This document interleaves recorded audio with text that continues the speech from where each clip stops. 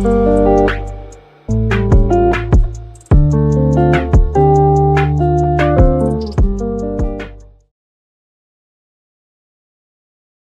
ส่งค่าพี่น้องผู้ชมยินเสียงใต้ตีนนับยำกุศกุปายามหลีกตั้งสายลมอีกบาดังขาวลงแรงเบิงไหลมาทบมายากันกว่าแทงวันหนึ่งเขาย้อนหาตั้งหักเมตตาตั้งนิมใจตั้งสมเสือมนเปียวตีลูกตีเถาลาพระเป็นเจ้าเฮาคามาแต่อยู่ในหัวใจเฮาคากว่าหังผาหังมันสิกรรมค่ะพี่น้องค่ะมีความถามตีลูกล่างตะเปเจ้าก็มีติมไรอยู่มาตำจะในจุยสู้ก็มีค่ะเป็นความถามดีจับแสงอันดังตั้งอันหลู่เงินค่ะตั้งอันเฮ็ดตั้งหลู่ในค่ะแหละบ่ได้เป็นตั้งหลู่เมียวเหลือก็ยาวคันนะมีพี่น้องที่เป็นไรอยู่มาถามข่าวลงแรงเบิ่งว่าตั้งอันก้นคริยานเฮ็ดตั้งหลู่เนี่ยว่าได้หลู่เงินก็ยาวคันนะคู่ของอีสังก็ยาวเขาหลู่ปุ่นดาได้ไรกู้โสกานะอันนี้ก็เป็นความถามพี่น้องเฮาค่ะที่ไปเลยฮู้จักพระเป็นเจ้าค่ะเนาะแล้วก็พี่น้องที่ฮู้จักพระเป็นเจ้าย่อก็ถามว่าเพราะว่าเฮาหลู่นำเฮาได้ไล่นำจังซั่นนะสมัยย้ำลิกมีไว้ว่าก็ติหวานเอก็ไล่เอก็ติหวานนำก็ได้ไล่ปาดเอานำนะลีป้าจะได้ค่ะลองดังหลู่ดังตานในคันเนาะ เมื่อกูบอกได้พี่น้องต่างภาษาอาจเต็มฮู้ว่าคนคริยันเปิ้นเฮ็ดตั้งดูเหมือนกันนะณวันมื้อนั้นได้ป้องเซาอยู่ครับ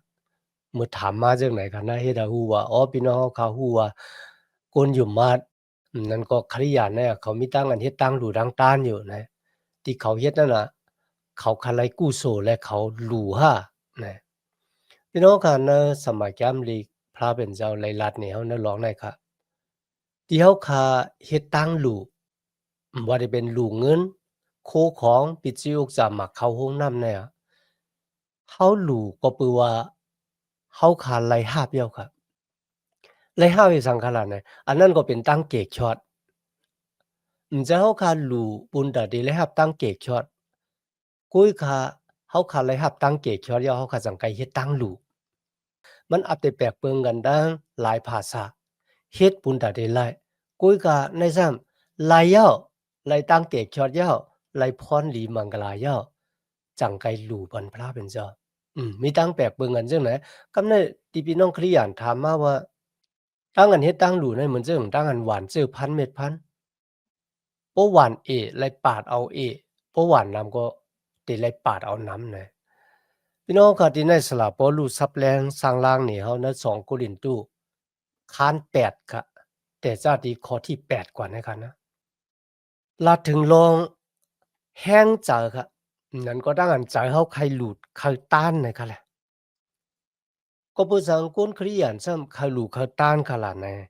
ในข้อที่8กันนะ2โรินตู้ค้าน8ข้อที่8คาลาจึงหนังอันปันอมิงอำจะกุยกะคาเอาตั้งอันเปิ้นเฮ็ดตาหน้าตั้งหลูนั่นลาดเนสูเอาตั้งหักเมตตาสูใหญ่กาหือนั่นไหลทางซ้ามาในสระบ่รู้ลัดถึงจื้อเจ้าเมืองโกลินตู้คันเนาะ ซื้อเจ้าเมืองก็หลินตู้เป็นซื้อเจ้าที่มักมีหลีเป็นค่ะก็บัวเป็นเวียงหลวงย่อก็เป็นที่คนกล้าคนขายมาอยู่มาเช่าซ้อมกันที่ในเมืองไหนกันนะสำหรับผู้ลูกหลานนี่เขาว่าจะอาถรรพ์มาบ่ซุมเฮ็ดตั้งหลู่ในไร่เนี่ยมันจะกันนะกุยกะตั้งอันเฮ็ดตั้งหลู่เนี่ยมันเป็นตั้งอันเปี้ยนนี่ว่าตั้งหักที่สุมีต่อลูกหลางตะเบเจ้านั่นน่ะติเลยถังซ่ามาน่ะครับมันบอกว่าเงินตั้งหลู่เฮาตั้งอันเฮาขาดจอยแถมเปิ้นน่ะมันเปี้ยนนี่ตั้งหักของเจ้าเยซูที่อยู่ในเฮานั่นน่ะมันถังซ่ามาเฮ็ดให้เปิ้นไลหันว่าก็เนี่ยมีตั้งหักดอกพระเป็นเจ้าแต่น่ะตั้งหลู่ตั้งอันมาจาจอยแถมกันน่ะ มันเป็นตั้งอันเฮ็ดให้เปิ้นไล่ตุ้ยหันตั้งฮักที่เฮามีต่อพระเป็นเจ้านั่นน่ะทางสามาในเขาอ้อสำหรับบ่รู้ปันแฮงพี่น้องเมืองโกลินตู้ค่ะในข้อที่เก่าค่ะนะ สู่ฮู้ลองอันเกจูเจ้าเฮาเจ้าเยซูอย่านะกาหือนั่นอยู่อ้อปิกซันมันเจ้ามักมีเสเกาะมันเจ้าขามอยากผานปุนสูก็ปือหันถึงปุนอาเกียวสู่ตั้งหลายหนังหือสู่ตักไหลมากมีกอบรวยตั้งผ่านมันเจ้านั่นอ้อที่นั่นค่ะสลาบรู้ลัดถึงแห้งจะตั้งอันเฮาเขาเฮ็ดตั้งหลู่ตั้งต้านค่ะ ก็不想好心佢一單路當單啦呢，路嚟堆啲做耶穌呢個，堆正佢啦呢，啲呢是哪波路啊？เจ้าเยซูคริสต์ในค่ะนะมันเจ้าเป็นผู้ที่มักมีหลีเป็นมักมีหลีเป็นจึงค่ะล่ะนะพี่น้องค่ะที่ที่เจ้าเยซูอยู่ในเมืองกลางเฮานั่นน่ะเป็นที่ที่มีมูลพุงตานโคมีแต่มันกลางเฮานับอ่านโหล้านมาเฮ็ดวัดกูกวายมันเจ้า ยุกยงยงโยตั้งเหยิมเนี่ยตั้งหมดจังข่าวสารของมันเจ้าเจ้าเยซูคริสต์เนี่ยมันเจ้าเป็นก้นมากมีเนี่ยอัสร้างอัตตานของเจ้าเยซูเนี่ยมีก้นก็เหล่าติเตมาแตกตึงเนืองกันตั้งมันเจ้าเลยมีพระดังสุดังบะมีคุณพีคุณทรงตั้งละก็เพราะฉะนั้นอันนี้เป็นตั้งมากมีหลีเป็นของเจ้าเยซูคริสต์มันเจ้ามีอาณาอุปึงในกัมพาโลกาเนื้อจะแก้วเวลา เหนือเมืองกลางเฮากามีดังเสียงดังหลวงต่อสู้สำหรับพวกลูกหลานว่าด้วยนี่เจ้าเยซูคริสต์นั้นมันจะเป็นผู้ที่มากมีหลีเป็นที่สุดก้อยกาในกันนะมันจะขามเป็นก้นอยากผ่านนะปุนตาสูในวันเหมือนในปุนตาเฮาคากูโก้ค่ะนะมันจะขามเป็นก้นอยากผ่านจึงค่ะล่ะเพราะนั่นจึงนั่นก็ตั้งอันเจ้าเยซูในค่ะนะจุนกูสำกูเปิงในเมืองกลางเฮาที่มันเจ้ามีอยู่นั่นน่ะมันเจ้าจุนแปดเสียงๆปโยก็ ขามมากเอาจากที่โกนค่ะเกิดเป็นโกนเกิดเป็นโกนสองเป็นโกนมีสองเลยเป็นลูกของสมุนอย่างคุณเอาคำเจอค่ะเป็นลูกโกนผานในค่ะมันจะขามจุ้นตั้งมากมีดีเป็นของมันเจ้าย่อก็ขามมาเกิดเป็นโกนย่อก็เป็นโกนผานปอย่อกว่าตายเนื้อเสาลักว่ามือไปเนาะกว่าตายที่เนื้อเสาลักว่ามือนั่นค่ะก็เพราะฉะนั้นในค่ะสลับปอลุลาดนี่พี่น้องเวียนก็เห็นตู้ค่ะนะว่า เจ้าคริสต์เป็นผู้ที่มากมีหลีเป็นขามจุ้นตั้งมากมีหลีเป็นขามมาเป็นก้นผ่านปุนดาสูกำในตั้งอันจุยสู้ขามจุ้นมาเป็นก้นผ่านปุนดาเขาซ้ำไรสังขไรในข้อที่เก้านั่นค่ะนะก็เปิหันถึงปุนอาเกียวสูทั้งหลายหนังหือสูตักไหลมากมีกอบรวยตั้งผ่านมันเจ้าออก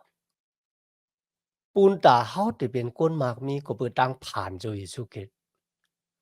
เขามักมีสังขละบ่เนี่ยจังพี่น้องค่ะหนึ่งตั้งเกกช็อตก็ที่ไลหับตั้งเกกช็อตในจุยสู้เนี่ยเป็นก็ที่มักมีที่สุดเขา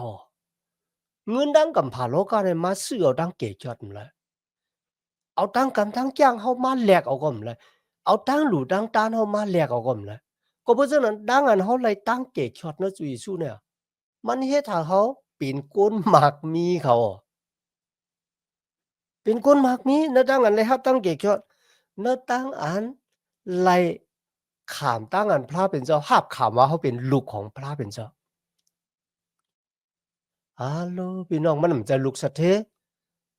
มันจะลูกขุนหอคำคุยกับเป็นลูกของพระผู้ผ่านสร้างภาคกลางเอาเลยลินมึงเนี่ย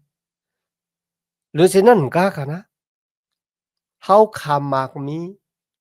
อาศักเถาล่ะว่าสิตายออกโลกาในกว่าแต่เมื่ออยู่จอมันจะมีวันสุดวันเสียงไงในอะเจ้าเยซูขามจุ้นตั้งมากมีดีเป็นของมันเจ้า ม้าข้ามเป็นก้นผานปูนตาเฮาติเป็นก้นมากมีดังเกชอดไลอะขว้างอะเยเป็นลูกของพระเป็นเจ้าไลอะสักเถาวรามีวันสุดวันเสกก็เพราะฉะนั้นตั้งอันเฮาติเฮ็ดตั้งหลู่แน่เนี่ยค่ะนะแฮงจะเฮาหลู่เลยลูกติตั้งอันจุยสู้เฮ็ดปูนเฮาเพราะว่าจุยสู้เฮ็ดปูนเฮาเหมาะกันได้หนึ่งเนี่ยพี่น้องค่ะเฮาขาเตตอบแทนกุ่งเกจูของพระเป็นเจ้าหรือสิได้ห้าเนี่ย ณวันมื้อนั้นก็เหมือนกันเขาเขาที่เป็นลูกหลานตะปีพระเป็นเจ้าเนี่ย เฮาขาไล่รับตั้งเกกชอด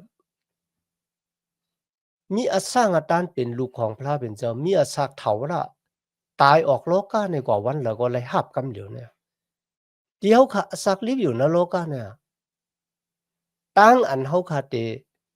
เฮ็ดตั้งลูตั้งอันเฮาขาเตมาจ้าจอยแถมเปิ้นดังก็ลูกหลางตะเปเจ้าหนังกันเนี่ยมันขานใจขานคอน่ะค่ะเนี่ยสลาปอลูไลปันเอ็นปันแฮงพี่น้องเวียงก็เล่นตู้จังหนังนะก็บ่จังนั้นค่ะตั้งอันเฮาค่ะเฮ็ดตั้งดูตั้งตานมันนำจะเป็นตั้งอันเฮ็ดตาหน้ากู้สู้เฮามันจะเฮ็ดปุนตาติไลกู้สู้เฮาไลตั้งเกกชอดย่อเฮาไลกู้สู้เหยอะนะย่อเฮาจังไกเฮ็ดตั้งดูตั้งตานหรือสินั้นก็มันนำจะเป็นตั้งอันเฮาตอบแทนกุ่งเกจูของพระเป็นเจ้าค่ะนะกุยก็มันเป็นตั้งอันคุกจะไลกุ่งเกจูของพระเป็นเจ้าก็บ่ซังฮะก็บ่จุอีสู้เฮ็ดปันเฮาข่าวอันตั้งมันจะเฮาคาเฮ็ดปันมันอันตั้งค่ะลูกเฮาคาคุกจะไลกุ่งเกจูของพระเป็นเจ้าในข้อที่10ข้อที่11ค่ะนะ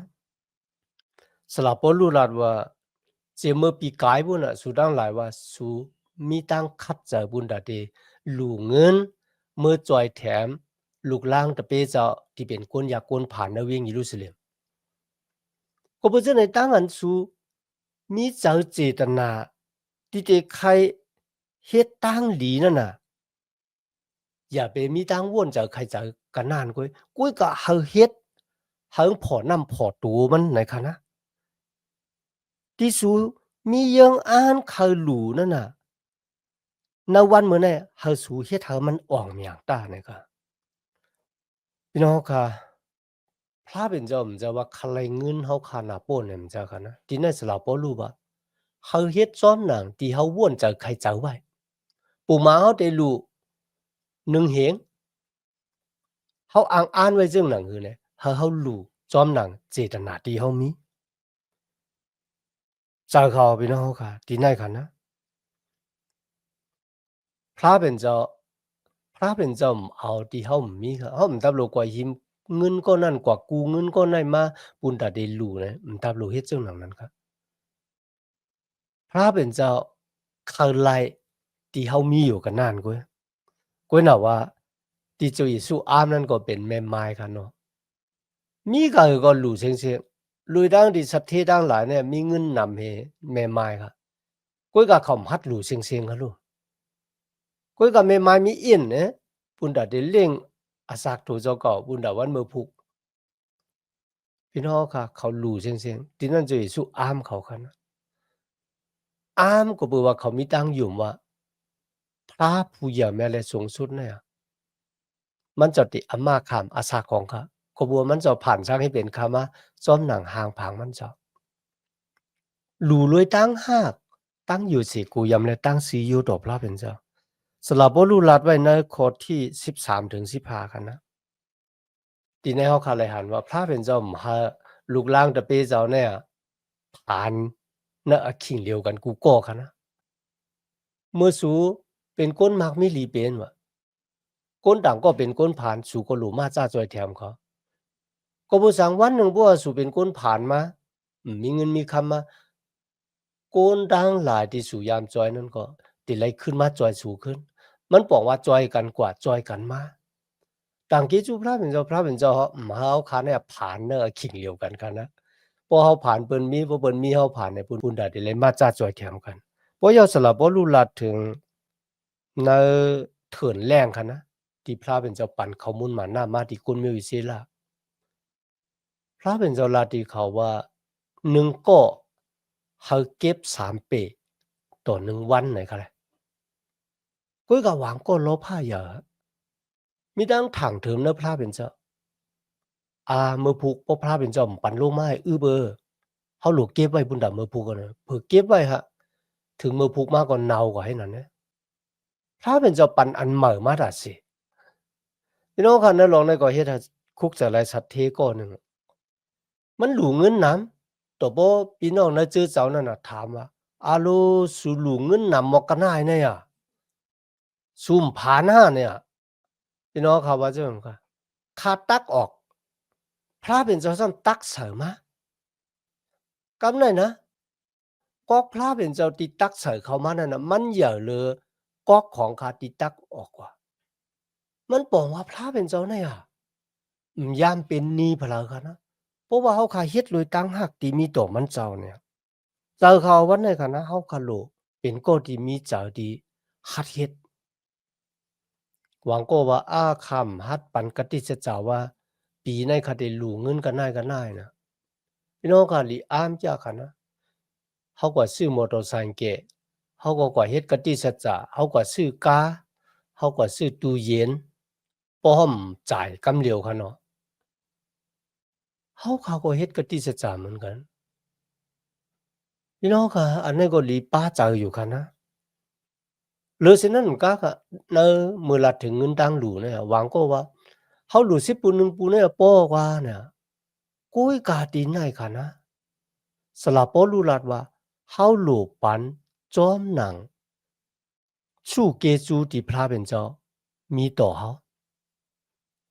พระเป็นเจ้ามีต่อก็นั้นนำเขาหลู่ๆนำมีต่อก็ในเอก็ในก็หลู่ๆเอนะคะนะก็เพราะฉะนั้นนะครับตั้งอันเฮาขาดหลู่เงินเนี่ยเฮามันตับหลุดแตกกันตับหลุดแตกกันว่าก็ในหลู่อินเฮาได้เฮาหลู่นำให้ก็ในแล้วก็นะหังว่ายุกยองตู่เจ้าเก่าว่าเฮาหลู่นำกำในบ่ญาคนที่หลู่นำให้เฮาหนังว่าลีอายเฮากำเนี่ยเฮาหลู่เอกะหาไม่ไหนดะก็เพราะฉะนั้นที่นั่นไล่แตกกันค่ะนะพระเป็นเจ้าปันเฮามาหมอกะเฮาขาก็หลู่ไล่อามาขามตั้งอันพระเป็นเจ้าปันเฮามาหรือฉะนั้นก็ค่ะเมื่อละถึงเงินหลู่เนี่ยพี่น้องค่ะณวันมื้อนั้นก็ใกล้มีเหมือนกันครับมีโถงลิกส่งมานะจื้อเจ้าพองว่าเฮาได้เฮ็ดจ้องหมานะเฮาได้เฮ็ดคู่นะเฮาได้ออกก็ฮ้อยอยู่อันกิลีนะส่งโถงลิกมา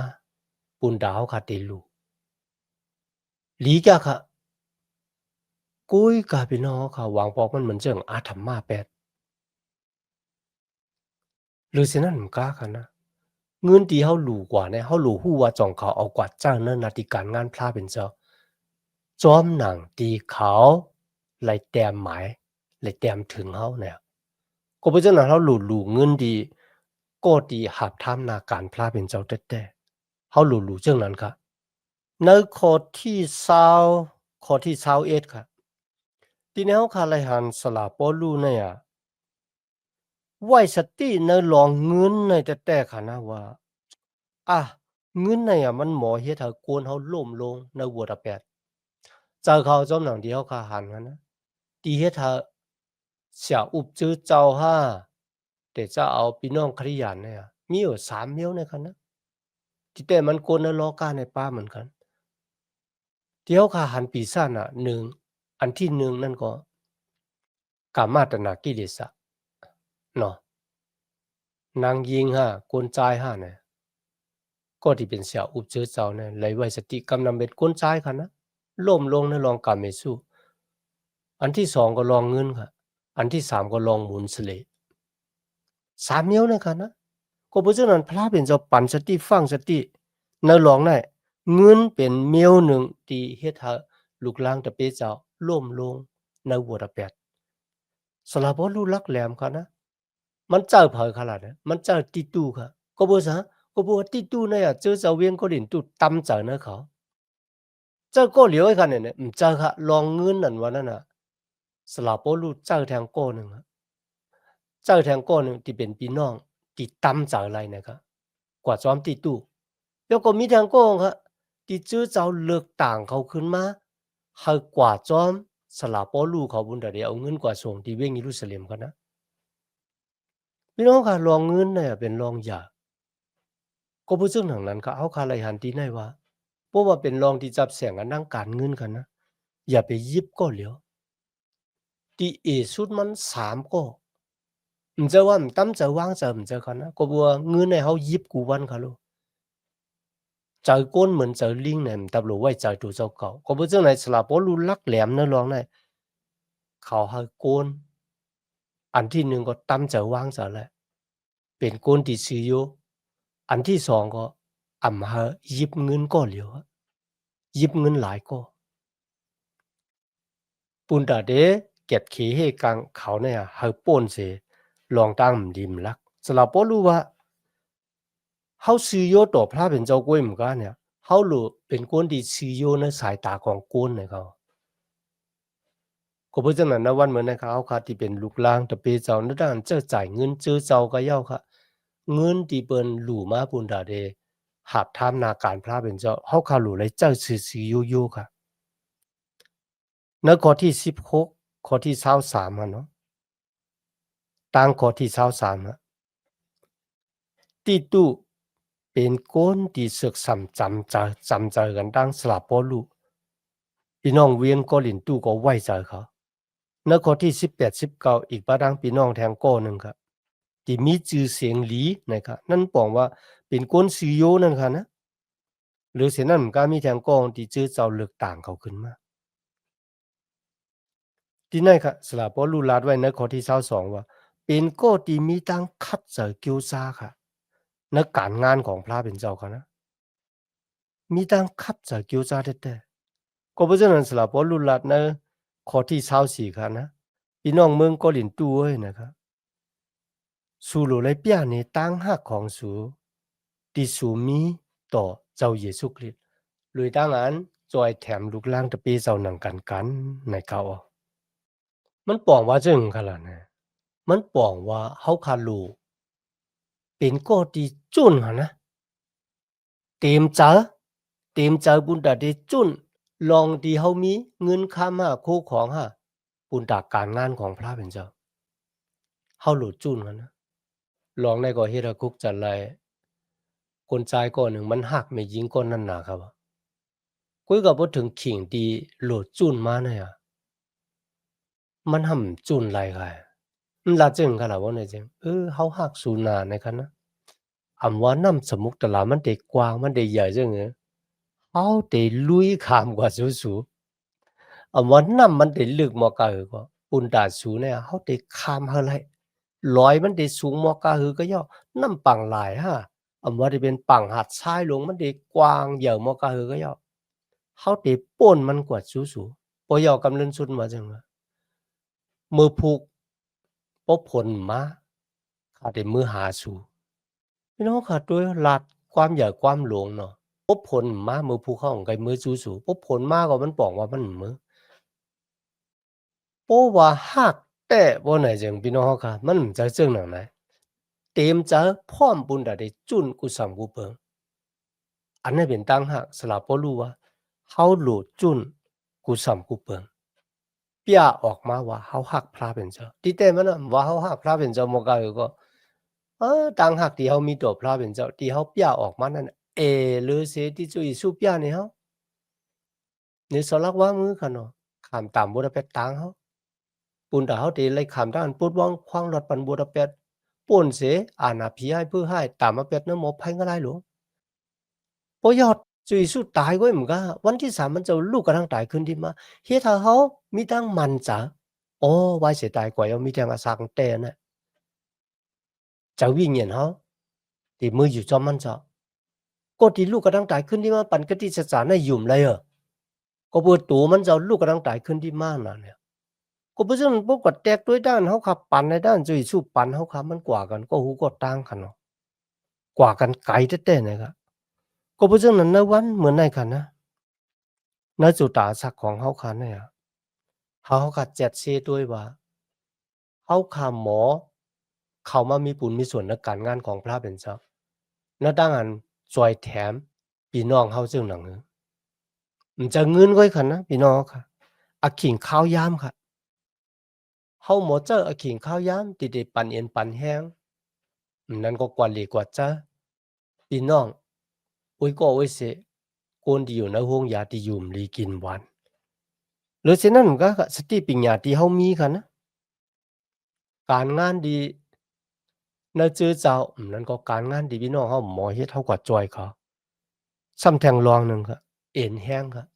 เพราะว่าเสียอุบซื่อเจ้าได้ค่ายเฮิรนนะพี่น้องเฮาได้ค่ายเฮิรนนะนั้นก็พี่น้องเฮาค่ะรู้คนเหตุการณ์คนมาจ้าจอยแถมอันนั้นได้เนี่ยก็บ่จังนั้นนะวันเหมือนนั้นกันนะ เมื่อเฮาขาดลัดถึงตั้งอันจอยแถมตั้งอัน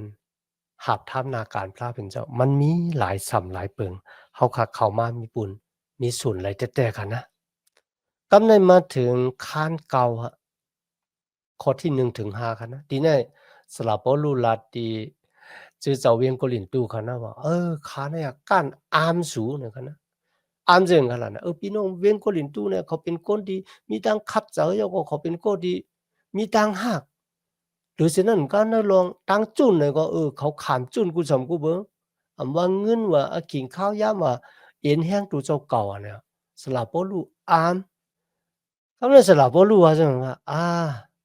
จอมหนังตีคาไลอามสูไว้เนี่ยค่ะนะสูทั้งหลายหลุไลเฮ็ดให้มันอ้อมหยังสูปันกติศึกษาไว้ว่าสูเดเข้ามามีบุญมีส่วนในด้านหลู่เงินเมื่อจอยแถมพี่น้องคนอยากคนผ่านในเวียงเยรูซาเล็มก็เพื่อเขาเลยคำด้านขีเน็กเต็กเตียงขนาดนะสูหลู่เฮ็ดให้มันอ้อมหยังอันนั้นน่ะจากเขาพี่น้องค่ะเพราะว่ามีตังคัดจะกุ้ยก็